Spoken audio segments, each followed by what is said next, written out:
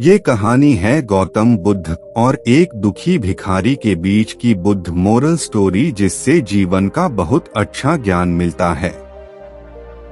एक बार महात्मा बुद्ध एक गांव में अपने शिष्यों सहित घने पेड़ की छांव के नीचे बैठ थे। आसपास के गांवों से बहुत से लोग अपनी मानसिक समस्याएं लेकर महात्मा बुद्ध के पास आ रहे थे। महात्मा बुद्ध उन सब की मानसिक परेशानियों का समाधान देते। सब लोग खुशी खुशी अपनी समस्याओं का समाधान पाकर वहां से लौट रहे थे। वहीं से कुछ दूर बैठा लोगों को बुद्ध के पास जाते देख एक दुखी भिखारी अपने भाग्य को कोसता हुआ यही सोचने लगा कि अभी कुछ देर पहले तो ये लोग दुखी मन से मुंह लटकाए उन महात्मा के पास गए थे, और अब इतना खुश होकर कैसे वापस लौट रहे हैं। आखिर माजरा क्या है, जरा मैं भी जाकर देखूं कि वो महात्मा ऐसा कौन सा खजाना बांट रहा है इन लोगों को। वे इतने प्रसन्न हुए कि उनके चेहरे लाल हो गए।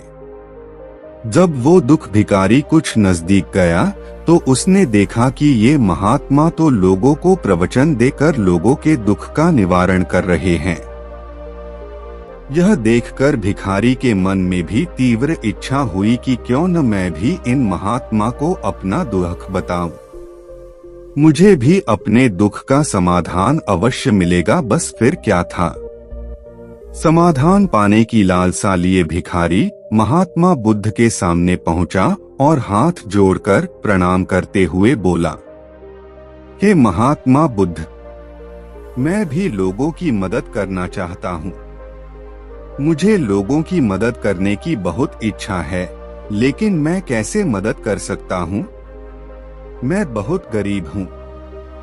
मेरे पास न तो पैसे हैं और न ही कोई ऐसी चीज जिससे मैं किसी की मदद कर सकूं। मैं कोशिश करने पर भी किसी की मदद नहीं कर सकता। मुझे भगवान ने इतना गरीब क्यों बनाया? हे महात्मा, मुझ पर कुछ कृपा करो। इतना बोलते हुए भिखारी रोने लगा। महात्मा बुद्ध बोले, आप बहुत अज्ञानी हैं, क्योंकि आप अभी तक इस भ्रम में जी रहे हो कि तुम्हारे पास कुछ नहीं, जबकि दूसरों को कुछ देने के लिए तुम्हारे पास बहुत कुछ है। तुम बिना धन और वस्तु के भी दूसरों की मदद कर सकते हो।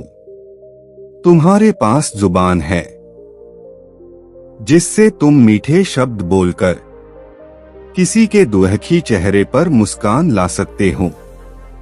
इन्हीं शब्दों की ताकत से तुम किसी के भी टूटते हौसलों को फिर से मजबूत कर सकते हो।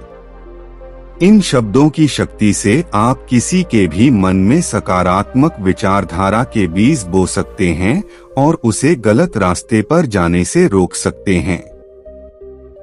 तुम्हारे दो हाथों से किसी भी कमजोर या लाचार व्यक्ति की सहायता कर सकते हो।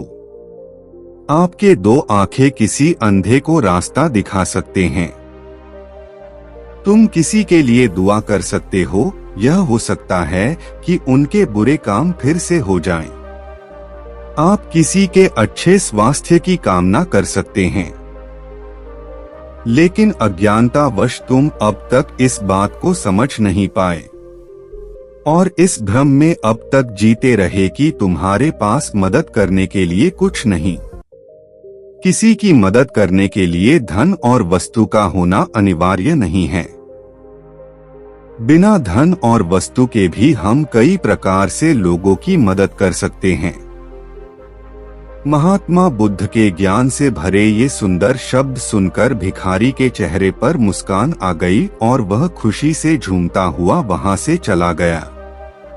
आपको इस कहानी से जरूर बहुत कुछ सीखने को मिला होगा। यह कहानी आपको कैसी लगी हमें कमेंट बॉक्स में कमेंट करके जरूर बताएं और इस कहानी को लाइक भी जरूर करें और साथ ही इस कहानी को अपने दोस्तों के साथ जरूर शेयर करें ताकि उन्हें भी इस कहानी से कुछ सीखने को मिल सके।